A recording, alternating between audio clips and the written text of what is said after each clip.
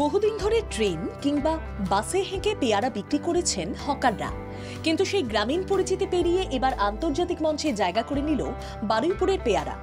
GI ট্যাগপ্রাপ্ত এই ফলকে সম্প্রতি রপ্তানি করা হয়েছে সিঙ্গাপুরে। প্রায় 500 কেজি উৎকৃষ্ট মানের পেয়ারা পৌঁছেছে সেখানকার একটি শীর্ষস্থানীয় খুচরো বাজারে।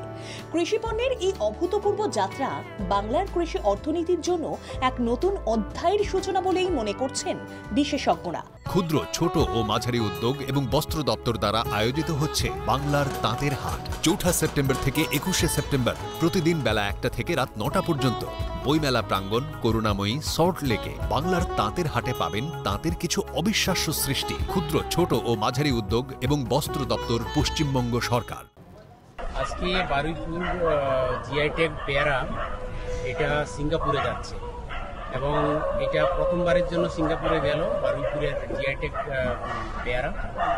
এবং এই এক্সপোর্টটা যিনি করেছেন ইউনিফ্রেশ, উনিও এই আইটেমটা প্রথমবারের জন্য এখান থেকে করছেন, কলকাতা থেকে সিঙ্গাপুর। এই সাফল্যের নেপথ্যে রয়েছে স্থানীয় কৃষকদের সম্মিলিত প্রচেষ্টা এবং সরকারি সহযোগিতা।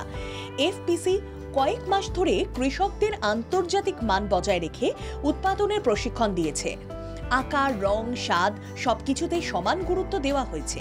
অ্যাপেডার উদ্যোগে সম্পূর্ণ রফতানি প্রক্রিয়ায় হয়েছে সরকারি অনুমোদন, মান নিয়ন্ত্রণ এবং আন্তর্জাতিক বাজারের সঙ্গে সংযোগ স্থাপনের কাজ। কৃষি বিশেষজ্ঞদের মতে এই পদক্ষেপ ভবিষ্যতে নতুন রোজগারের দিশা দেখাবে বাংলার কৃষকদের। ক্ষুদ্র, ছোট ও মাঝারি উদ্যোগ এবং বস্ত্র দপ্তর দ্বারা আয়োজিত হচ্ছে বাংলার তাঁতের হাট। 4 সেপ্টেম্বর থেকে 21 সেপ্টেম্বর প্রতিদিন বেলা 1টা থেকে রাত 9টা পর্যন্ত বইমেলা প্রাঙ্গণ করুণাময়ী সল্ট লেকে বাংলার তাঁতের হাটে পাবেন তাঁতের কিছু অবিশ্বাস্য সৃষ্টি। ক্ষুদ্র, ছোট ও মাঝারি উদ্যোগ এবং বস্ত্র দপ্তর, পশ্চিমবঙ্গ সরকার। কৃষকরা বিশ্বাস করেন সঠিক প্রশিক্ষণ, আধুনিক প্রযুক্তি এবং সরকারি সহায়তা থাকলে বাংলার কৃষিপণ্য বিশ্ববাজারে বড় প্রতিযোগিতা গড়ে তুলতে সক্ষম হবে। বাংলার কৃষিপণ্যের এই যাত্রা কেবল একটি ফলের রপ্তানি নয়, বরং এক নতুন সম্ভাবনার দিগন্তের উন্মোচন। আর সেই পথের প্রথম সোপান হয়ে রইল বারুইপুরের পেয়ারা।